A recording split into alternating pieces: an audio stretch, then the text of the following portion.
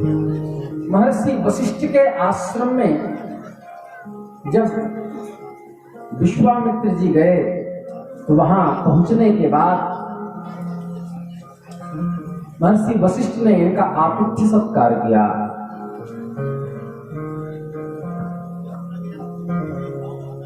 महर्षि वशिष्ठ के पास एक गैया था जिनका नाम कामधेनु था। कामधेनु गैया ऐसी प्रतापी थी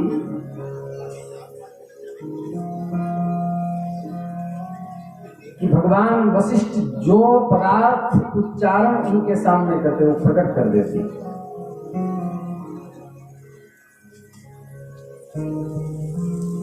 विश्वामित्र जी पूरे सैनिकों के साथ सम्राट विश्वामित्र पहुंचे और वशिष्ठ जी ने गैया से कहा, यस्य यस्य यथा कामं षड्दशेष्वभिपूजितं तत्सर्वं कामभुक्तिभ्ये अभिवर्षते मम। हे कामधेनो, षड्रस भोजन में से जिसको जो जो पसंद हो उसके लिए वह प्रस्तुत कर दो। आज मेरे कहने से दिव्यान्नों की वर्षा करो। इतना कहना था कि भगवती कामधेनु ने ईख, मधु, लावा, मेरे श्रेष्ठ आसव, पानक रस आदि अनेक बहुमूल्य भक्ष्य पदार्थ प्रस्तुत कर दिए। गरम गरम भात के पर्वत के सदृश ढेर लग गए। खीर तैयार हो गया। आज यहां भी खीर बना है व्रतियों के लिए। दाल भी तैयार हो गई। दूध, दही और घी की नहरें बह गई। भांति भांति के सुस्वादु रस, खांडव, नाना प्रकार के भोजनों से भरी हुई चांदियों की सहस्रों थालियां प्रकट हो गई। महर्षि वशिष्ठ ने भली भांति सारी सेना के लोगों को तृप्त किया। उस सेना में बहुत से हृष्ट पुष्ट सैनिक थे। उन सबको दिव्य भोजन पाकर के महान संतोष की प्राप्ति हुई।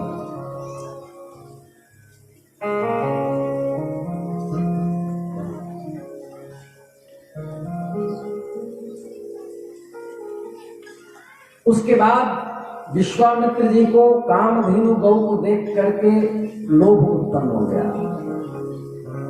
तो देखिए, लोभ जैसे हुआ तो कितना पापड़ बेलना पड़ा। लालच का मत खोटा, हाथ पसारे आंधर जाता, पानी भरे न भाई। का हे भगवान, आप मुझसे 1 लाख रुपए लेकर के चितकबरी गाय मुझे दे दीजिए, क्योंकि यह गौ रत्न रूप है और रत्न को लेने का अधिकारी सम्राट होता है। मेरे इस कथन पर ध्यान देकर मुझे इस सबला गौ को दे दीजिए, क्योंकि यह धर्मतः मेरी ही वस्तु है, क्योंकि मैं सम्राट हूं। मैं 1 लाख महर्षि वशिष्ठ कह रहे, मैं 1 लाख तो क्या 100 करोड़ गौ को लेकर भी मैं इस कामधेनु को नहीं दूंगा, क्योंकि ये मुझे छोड़कर कहीं रह नहीं सकती।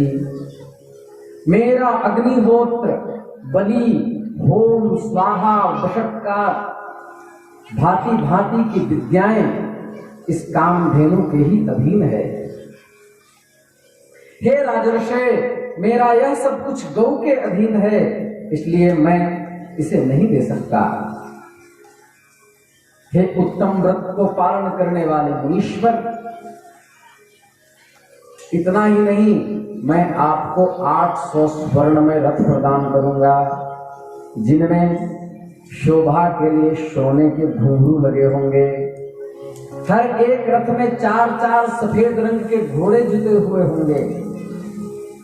अच्छी जाति के उत्तम उत्तम देश में उत्पन्न महातेजस्वी 11,000 घोड़े भी मैं आपको दूंगा, लेकिन हमको ये गैया दे दीजिए। ये चितकबरी गाय मैं किसी भी तरह नहीं दूंगा। चाहे आप भगवान नाराज रहो चाहे प्रसन्न रहो।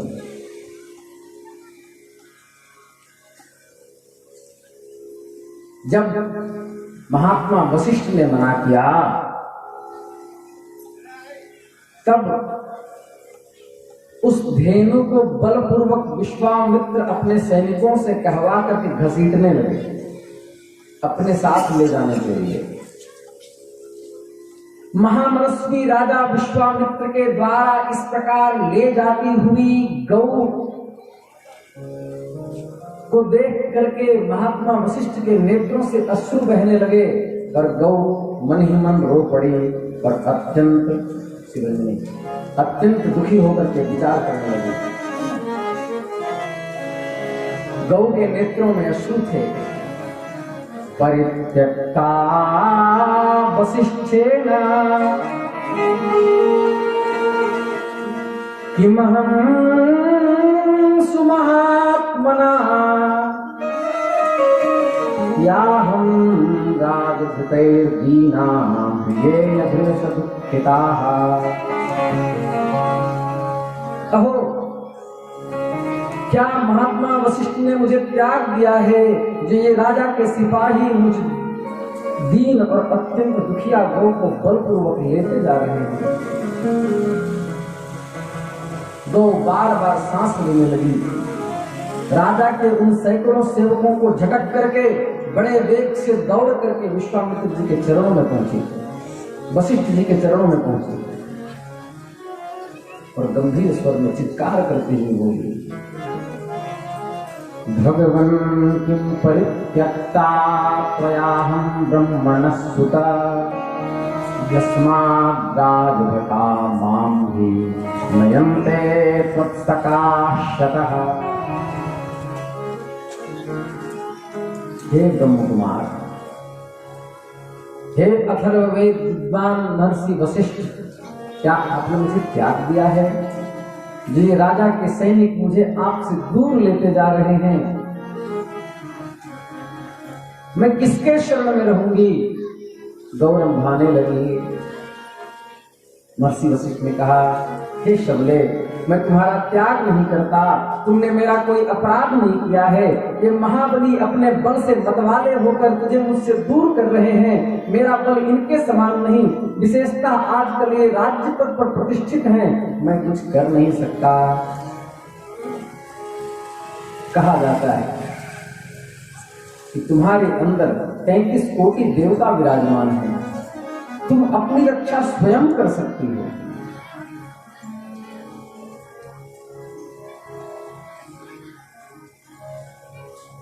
तब गैया ने कहा, न बलम क्षत्रियस्याहुः ब्राह्मणा बलवत्तराः ब्रह्मन् ब्रह्मबलं दिव्यं क्षात्राच्च बलवत्तरम्। ब्राह्मण क्षत्रियों का बल कोई बल नहीं है। ब्राह्मण ही क्षत्रिय आदि से अधिक बलवान होते हैं।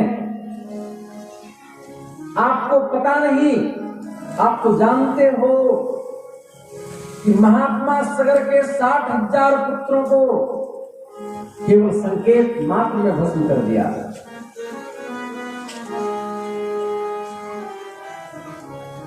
ब्राह्मण के पास अस्त्र शस्त्र नहीं होते, उनकी जिह्वा ही अस्त्र होती है।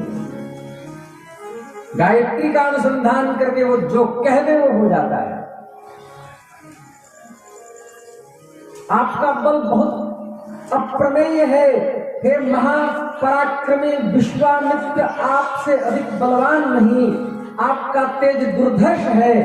आप मेरा त्याग क्यों कर रहे हो?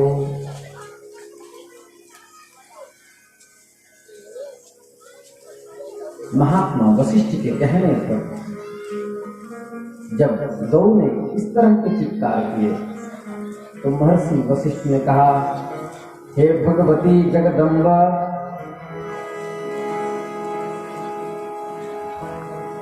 तुम सही कहती हो, लेकिन वर्तमान समय में उनका पलड़ा भारी है। पर अनायास ही कभी शाप नहीं दिया जाता। तुम स्वयं समर्थ हो इन शत्रु सेना को नष्ट करने के लिए सैनिकों की सृष्टि करो। गौ ने उसी समय हुंकार मारी।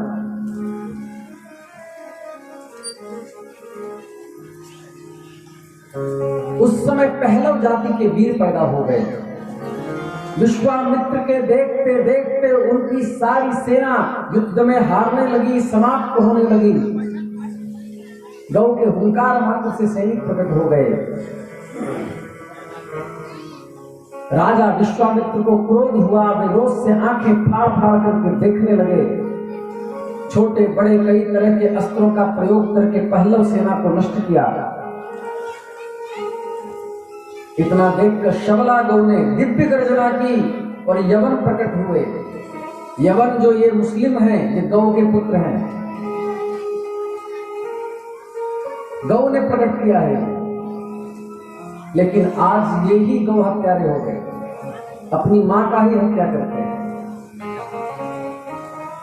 गौ से यवन प्रकट हुए।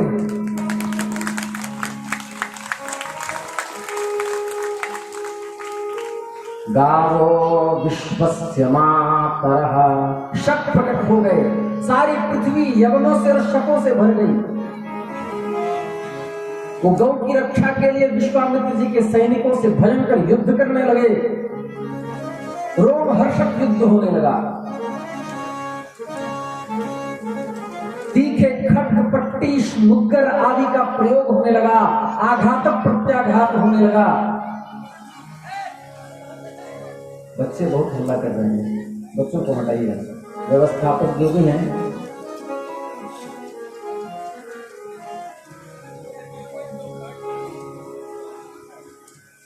विश्वामित्र जी की सेना का बड़ा बुरा हाल किया।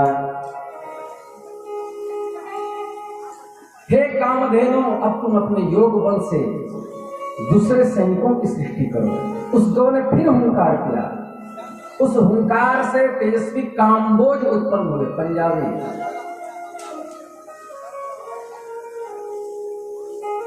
काम्बोज, काम्बोज उत्पन्न हुए।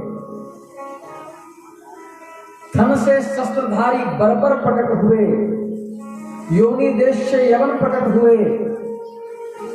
गोबर के स्थान से शक उत्पन्न हुए।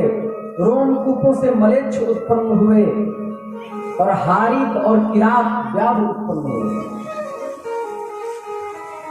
उन सब वीरों ने पैदल, हाथी, घोड़े और रथ सहित विश्वामित्र की सारी सेना को तत्काल नष्ट कर दिया।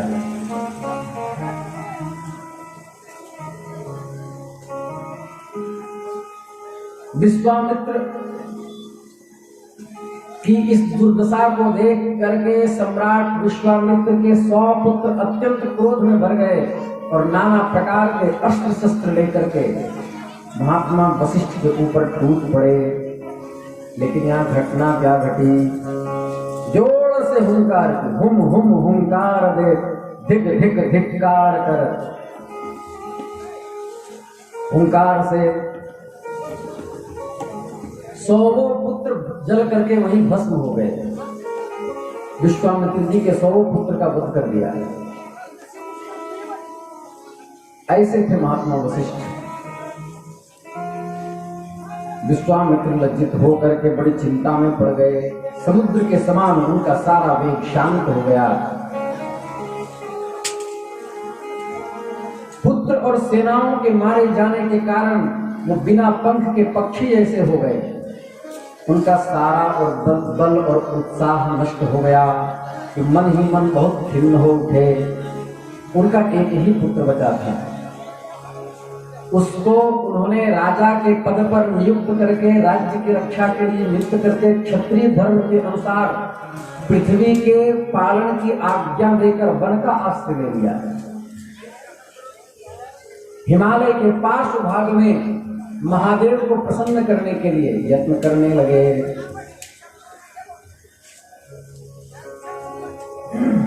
महादेव को प्रसन्न करने लगे।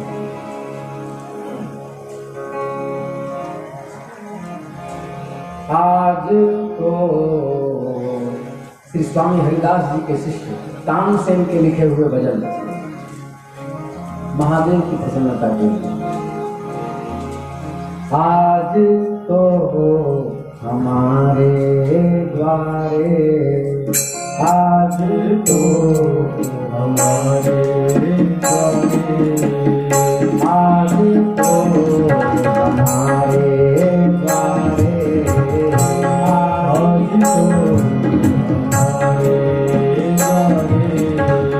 भोलेनाथ आयो, भोलेनाथ आयो, शंभुनाथ आयो, शंभुनाथ आयो,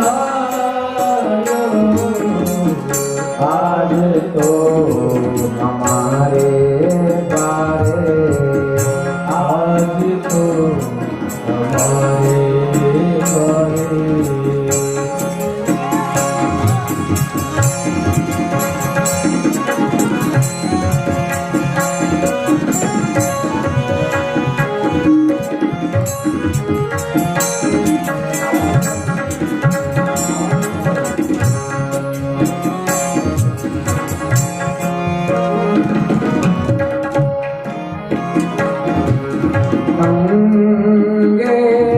विभूति सोहे गंगे, विभूति सोहे गंगे, विभूति सोहे गंगे, विभूति सोहे, बहरे वो मृगशाला, बहरे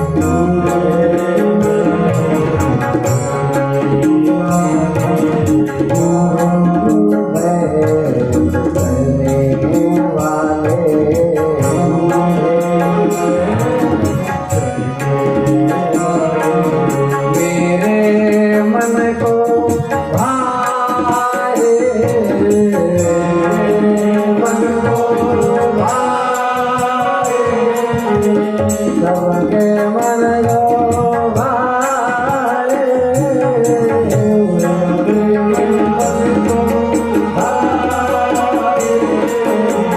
आज तो हमारे द्वारे आज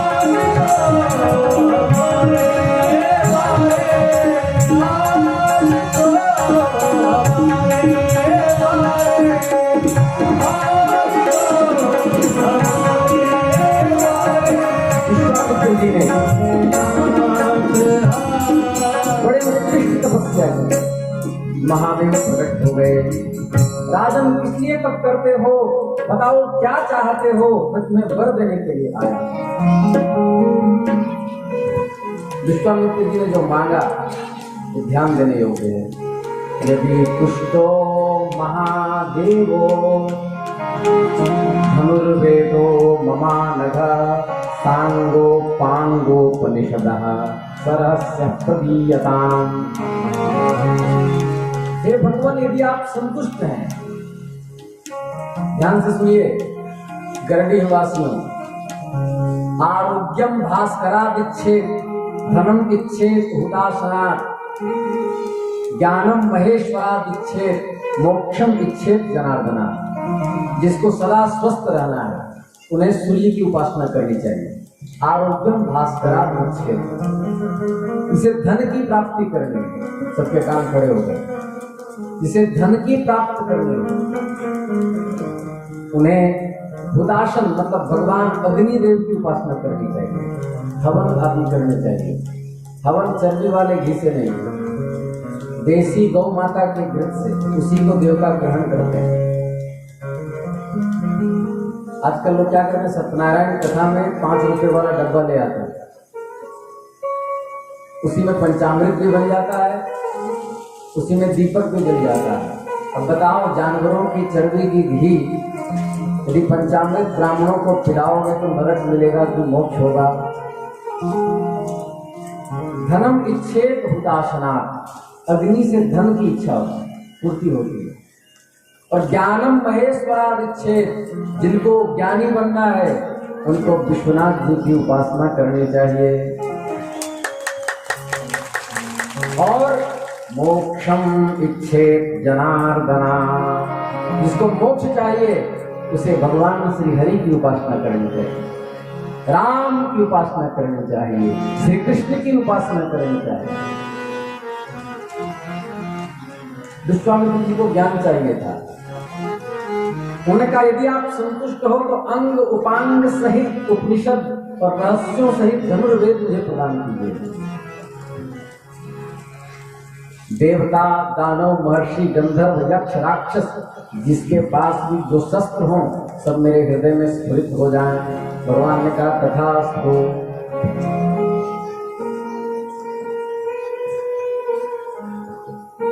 अच्छा, तप करने के बाद बुद्धि निर्मल हो जाना चाहिए था, लेकिन तप करने के बाद आए और महर्षि वशिष्ठ के आश्रम पर फिर आघात कर दिया सम्राट विश्वामित्र ने।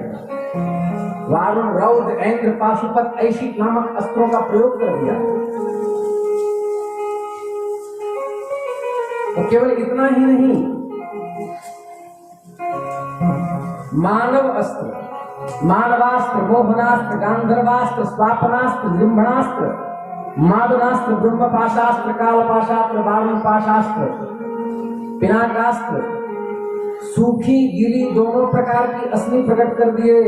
पैशाचास्त्र, क्रोंचास्त्र, धर्म चक्रास्त्र, विष्णु चक्रास्त्र, वायवस्त्रास्त्र, मंथनास्त्र, हयशिरास्त्र, कंकलास्त्र, मूसलास्त्र आदि इतने घातक अस्त्रों का प्रयोग विश्वामित्र जी ने महर्षि वशिष्ठ के आश्रम परिसर में कर दिया।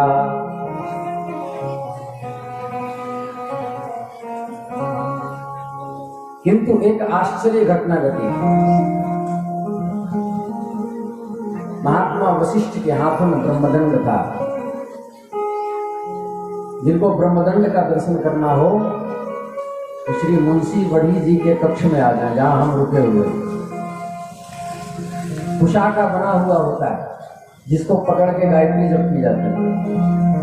उस केवल ब्रह्मदंड को दिखा करके संपूर्ण अस्त्रों के आवेग को महात्मा वशिष्ठ ने रोक दिया, अपने डंडे से नष्ट कर दिया। इसे कहते हैं ब्राह्मण बल, ब्राह्मण बल रोक दिया। ब्रह्मास्त्र के भी उग्र तेज को ब्रह्मदंड से तेजहीन कर दिया। ऐसे थे विश्वामित्र के रिपु महात्मा वशिष्ठ। बेचारे विश्वामित्र जी अंतःकरण में बड़ी दुख की अनुभूति करने लगे। हाथ उठा करके कहने लगे, दिग्बलम क्षत्रिय बलम ब्रह्म तेजो बलम बलम एकेन ब्रह्मदंडेन सर्वास्त्राणि हतानि मे। धिक्कार है क्षत्रिय बल को, घोर धिक्कार है। एक ब्रह्म कुशा के बने हुए ब्रह्मदंड से मेरे इतने भयानक अस्त्र विफल हो गए। मैं तब ब्राह्मणत्व की प्राप्ति करूंगा।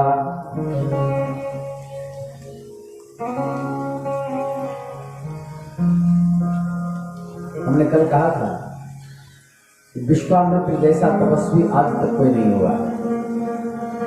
घोर तप करने लगे, वायु पीकर हजारों वर्ष बिता दिए, एक पांव पे खड़े रहते,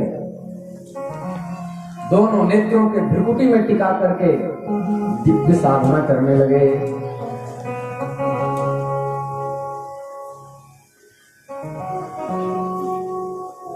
वशिष्ठ जी ने भी कहा कि ऐसा होना असंभव सा है। ध्यान से सुने। बहुत लोग कहते हैं जन्मात् जायते शूद्र संस्कारात् विदु उच्यते। जन्म से सभी शूद्र हैं, संस्कार से ब्राह्मण होते हैं। ये शास्त्र विरुद्ध वक्तव्य है। ध्यान से सुनिए।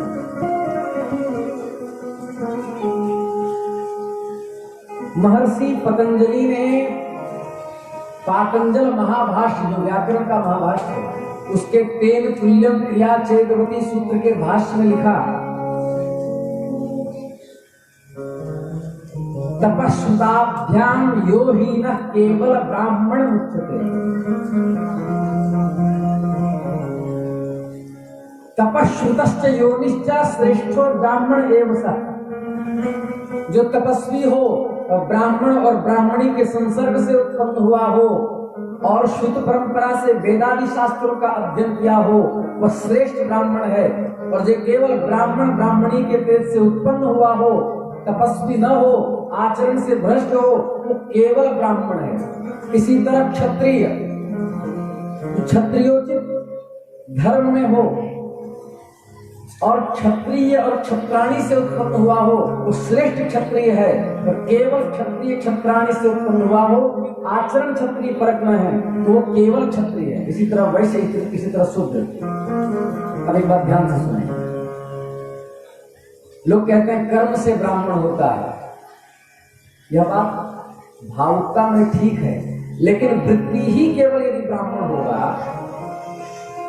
तो महान अधर्म होगा। कैसे? युवक युवती का विवाह होगा,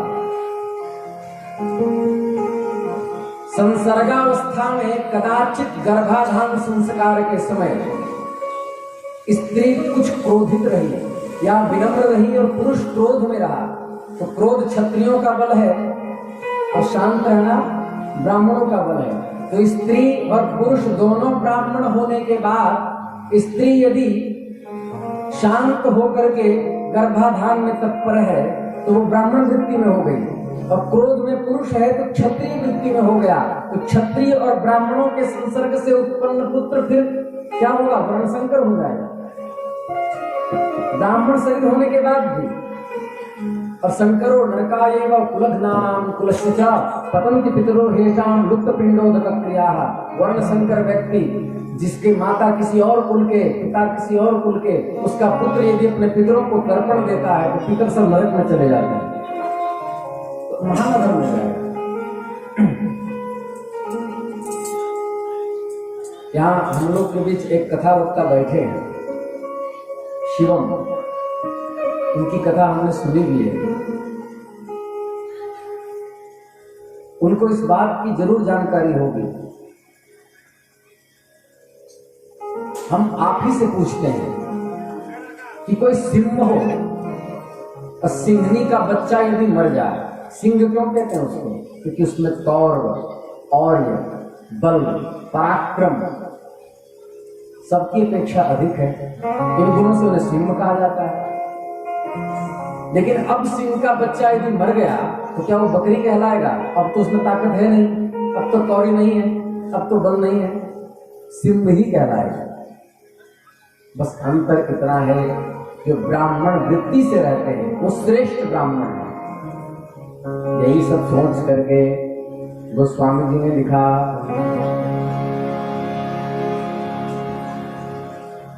पूजहि विप्र सकल गुणहीना, पूजहि विप्र सकल गुणहीना। क्यों कहा? सकल गुण से हीन हो फिर भी विप्र पूजनीय क्यों है? उसके उस पुण्य को, जिस पुण्य के प्रताप से वो ब्राह्मण हुआ है। लेकिन यदि कदाचित उसके कर्म कुत्सित हैं तो उसको भी नरक की प्राप्ति होगी, वह भी चांडाल वृत्ति में जाएगा। लेकिन उनका अपमान आप नहीं कर सकते। यदि आपने अपमान किया तो जिस पुण्य से वह ब्राह्मण बना है वो पुण्य आपको कहीं का छोड़ेगा नहीं। आप अपना धर्म निभाइए, उसका धर्म उसके साथ है। आप अपराध मत कीजिए किसी ब्राह्मणों के चरणों में। ब्राह्मण भले आचरण से भ्रष्ट हो, आप उसके ब्राह्मणत्व की उपासना कीजिए जिस पुण्य से वो ब्राह्मण हुआ है। बाकी उसका तो वो जाने, उसकी तो दुर्गति होनी। हमारी सनातन संस्कृति की उदारता तो देखो। लोग कहते हैं कि ब्राह्मणों का पक्षपात किया गया है शास्त्रों में। अरे पक्षपात किया गया होता, मांस भोजी, मांस खाने वाले कुल में उत्पन्न गिद्धराज गरुड़ को भगवान ने वाहन बना लिया और वेद का प्रथम भाष्यकार प्रकांड विद्वान ब्राह्मण कुल में उत्पन्न रावण का वध कर दिया। कहां पक्षपात है?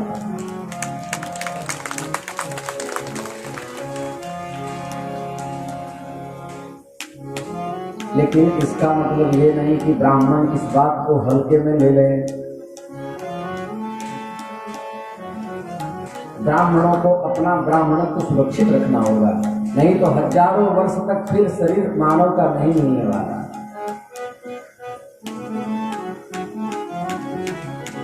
मैं ब्राह्मण बनूंगा ऐसा कहा। वशिष्ठ जी को संभावना नहीं लग रही थी। तप आदि के द्वारा कैसे ब्राह्मण बन सकता है? भगवान विष्णु ने यहां तक कह दिया कि तुम चाहो तो ब्रह्मलोक ले लो, किंतु ब्राह्मण नहीं बना सकता। उन्होंने तब छोड़ा ही नहीं। उनके दिव्य तप से तीनों लोग जलने लगे, त्राही त्राही होने लगी। जब तप का अत्यंत अतिरेक हो गया तब ब्रह्मा जी ने कहा, तुम तप के कारण तप का इतना अतिक्रमण कर चुके हो कि तुम ब्राह्मणत्व में निष्ठ हो चुके हो। अब विश्वामित्र जी के तरह कोई तपस्वी हो तो बात अलग है। तो कहा मैं ऐसे मानूंगा नहीं। महर्षि वशिष्ठ यदि मुझे कह देंगे कि ब्राह्मण हो तब मुझे विश्वास हो जाएगा। तप के प्रभाव से भगवान विश्वामित्र हो गए। तप के प्रभाव से उनके अंतःकरण के सारे राग द्वेष नष्ट हो गए। वशिष्ठ जी ने हृदय से लगा दिया, कहा मैं आपको ब्राह्मण स्वीकार करता हूं। तब से विश्वामित्र जी के नाम के आगे महर्षि पद हट करके ब्रह्मर्षि पद लिखा जाने लगा। बोलिए विश्वामित्र भगवान की जय। ये बात शतानंद जी ने रघुनाथ जी और लक्ष्मण जी से विश्वामित्र जी के सामने कही मिथिला पहुंचने पर कि आप किसी साधारण मानव के पास नहीं खड़े हैं और ये कोई छोटे मोटे तपस्वी नहीं है, दुर्धर्ष तपस्वी है। इन्होंने त्रिशंकु के लिए नए स्वर्ग की रचना कर दी।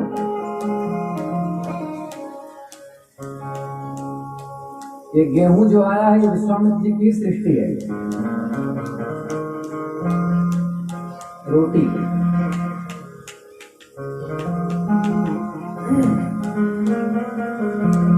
इसके बाद सदानंद जी ने कहा,